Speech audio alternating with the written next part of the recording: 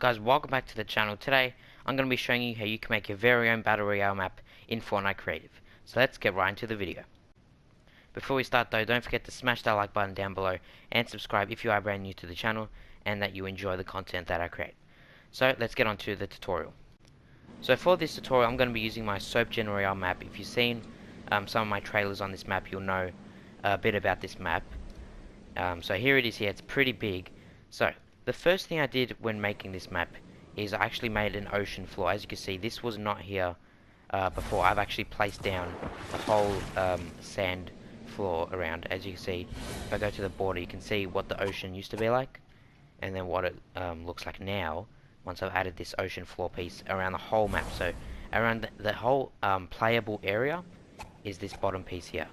So yeah, I would recommend doing that first, as it kind of gives you a base of like how high you can build like the actual land, and it makes it look a bit better that, you know, like the grass pieces aren't just floating in the middle of the ocean. They're actually supported by the bottom of the ocean. So yeah, that's what I did first. Then what I did was I grabbed these square pieces here. You're probably familiar with these. I use these a lot in my videos. So yeah, you should know where to get them in the terrain gallery. I enlarged them all the way, and first of all I started formatting kind of like what would be land and what would be ocean. So as you can see, I've left kind of like a big area here, and I've kind of put those pieces together to create a middle island. As you can see, it's kind of like a lake and then an island in the middle. I also use these to create rivers. As you see, this river goes down here, goes all the way under this bridge and out to the main ocean. So basically what you do is just leave gaps where you want water to be, and then yeah, it creates a nice little river that eventually leads out to the ocean. You see, I've made whole different islands. So as you can see, this piece right here is a big island, and what I've done is I've just connected them with a bridge and some stone roads as well. So yeah, basically I just took these pieces and I kind of shaped out what my what the land pieces were kind of gonna look like. You can see this area here has kind of like a big spike of land here and then a little island at the end. So yeah, I basically just placed them around what my island's going to look like, where the water's going to be flowing through, what the rivers might look like, and yeah, just like what the land and landscape was going to look like. I also did these neighboring islands in the background that, you know, they're not a playable area, but they do give it some good background effects. As you see, looking in the distance, and you see just like random lonely islands in the background, which kind of gives that more of a realistic type of feeling.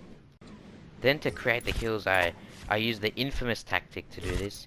You basically enlarge these pieces all the way in the terrain gallery, then you kind of place them around to form a circle like this, and then you simply get these square pieces again, and then you simply place them inside here to kind of cover up the top. So that's what I did to create these hills. Then to create bigger ones, I just copied and pasted them. So I did a normal one there, and then one on top. Filled this area with rocks, and this area as well, and it kind of gives it that it's like a tall mountain. And as you see, I did this with a huge mountain over here. You see, I've copied these small hills, basically piled them on top of each other, put some trees around and some rocks, and turned up being the actual biggest mountain on the map. So yeah, that's basically what I did with like the actual terrain and the playable like area, the islands, the mountains, like the hills and all that. So yeah, that's basically what I did for all those type of areas. Now for like the nature side, all I did was planted like some normal trees, some bushes, as well as some of the pine trees you can see around the map. And then some locations I put these orange trees just to give it a bit more of a different feeling, almost like it's a different season in this kind of area on the map. You can see there and here as well. So yeah, basically I just put these pine trees. I put these big trees as well, which give it a bit of more of a realistic feeling. Some bushes and some little trees, and also some rocks around the map, just to give it the more of a like a nature feeling to it. So yeah, just scatter those around the block of like lands that you have, and yeah, it should turn out like something like this. You can see the nature with some pine trees, some larger trees, some rocks, and then some normal sized trees as well. Now we get onto the roads. Now for the roads for this map, since it was kind of a bit dodgy with like the height, including like with the land and all that, you can see I've actually had to increase the size of the road piece. Look, that used to be a normal flat piece, And for it to work on this map, I had to increase like that. So just be careful, because you can see it's increased there. And then you can see it does a pretty good job, and it stays above the ground. So yeah, just be careful on what level your island is. But then if it is like a bit too low, and your floor piece ends up being like down here, because of the terrain, you simply resize it all the way, then put grid snap back on, and then you should be able to place it wherever you need, and it should be showing above the actual grass. So you can see with the roads, I did them all in different directions. You can see one goes down here, one goes right around down there. There's one that goes onto this little island, goes across, then come back down. So yeah, basically put the roads in all the different areas that you want, and make sure they're leading themselves to the actual locations, as you can see there, and as you can see here as well. So make sure you kind of do like a bit of a dead end at the end, so then you have room to put a little location. So with locations, you want your map to have kind of like a real life kind of feeling, like the map has to function, the people living on your map have to function. So there's going to be a few certain different locations that these people can actually use, or they're in development and things like that. So for example, on this little island here, I've named it the theater, as it is an actual theater, and people can go in there and, you know, treat it as it would be a theater. Same goes to the fishing frenzy location here.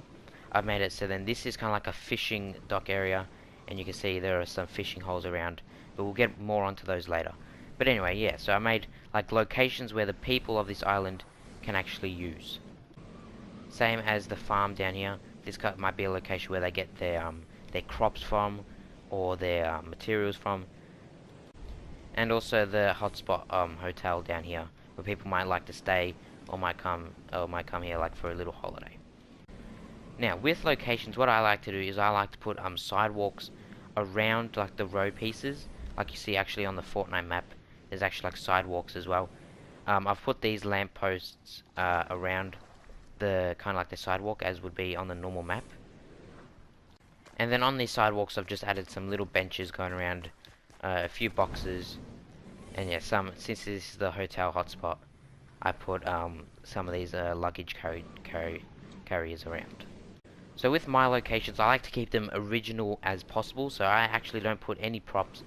You can see I'm sure in this map there's no props like at all. I've built everything custom, but I have used the pieces from the building. So as you can see, this is the Frenzy Farm roof as well, and the Frenzy Farm piece as well. I've kind of mixed and matched lots of props to create my own locations. So yeah, if you really want like a feel of customization, don't really like place down like these big props you can see here. Kind of get bits and pieces and kind of build your own locations and houses across your map. And then to make it a bit more realistic, every time the road went over water, I kind of added a little covered bridge, which can easily be built like just with wooden floors, these kind of frame pieces, and then I use the Frenzy Farm top pieces as well.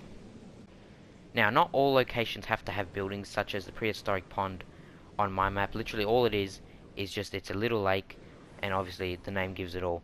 There's kind of like a skeleton resting in the lake, with like, you know, some rocks around, some trees, and yeah, some pine trees as well. So yeah, they don't all have to have buildings. They can just be like a little nature kind of area, or like a hill, or anything like that, just as long as it has some chests and it can function as an actual location.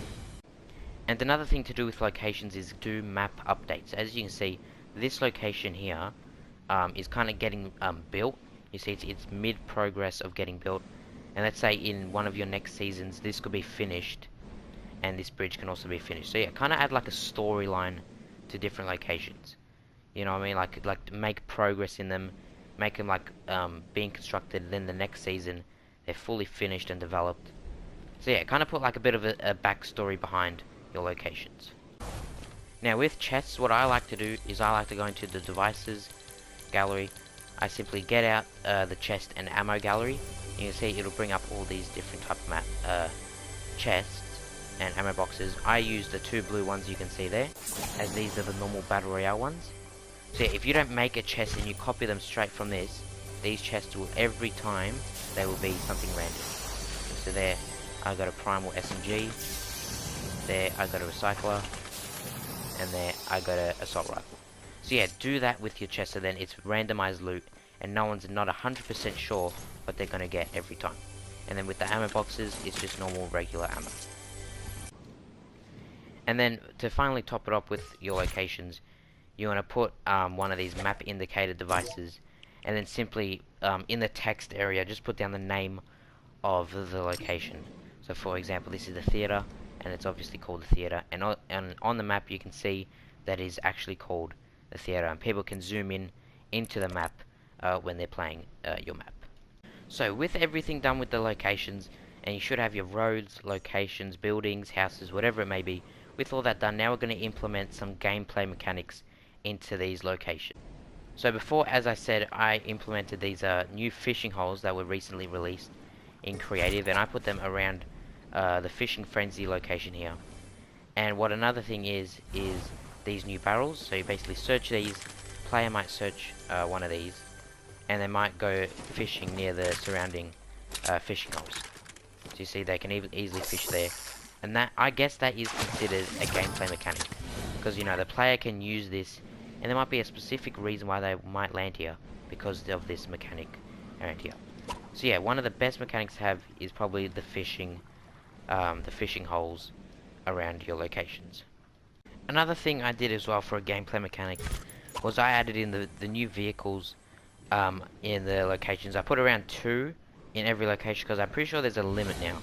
So I put around like 2 or 3 cars in these locations. Beware that like they cost a lot of memory. So yeah, I recommend you putting them in kind of in the early stages of the map if you do want that kind of like drivable gameplay mechanic. So yeah, just scatter them kind of around the map and kind of in locations around your map. Same as the fishing holes, kind of spread them both around the locations on your map. Then finally, this is optional, and it is to add an actual spawn island for your players to spawn. You don't have to do this. I kind of did this just to add a bit of something extra. Then they go through a rift, and then they rift above the map, and they kind of glide down to where they want to be. Or if you don't do this, you can just put their spawn to the middle of the sky, and then as soon as the game starts, they can just fly down to their locations. Now for the brightness of your island and kind of like the time of the day, 3 PM is the brightest time, 3 AM is the darkest time, and then random will just be like a cycle through all of them. I think sometimes there'll be nighttime, and then other times there'll be daytime. Make sure you turn infinite resources and ammo off, harvest style, battle royale, and yeah, just to make it kind of like a battle royale kind of setting game. Now this is an important thing to keep note of. In your UI section of the settings, you want to put your map screen display into the overview map. If you keep it to scoreboard, when your players hit the map button, they won't actually be able to see this. Like they won't see the map, they won't see their locations. The only way they can see this is through their mini-map in the corner right there. So yeah, make sure you have that turned on so all players can access the big overview map. Make sure you also set your spawn limit to 1. So then when the players die, they're going to spectate somebody else. Make sure you put your time limit to none, and then make sure somewhere in the settings you put it where it's the last. Here it is here, last standing ends game. Make sure you have that on, so then the last person remaining will actually win the match. So yeah, that's kind of everything to making your own battle royale map. So yeah, I hope this video was helpful for you guys making your own battle royale map. If it was, be sure to smash the like button down below and subscribe if you are brand new to the channel and to enjoy the content that I create. So yeah, thank you so much for watching, and I'll see you all in the next videos.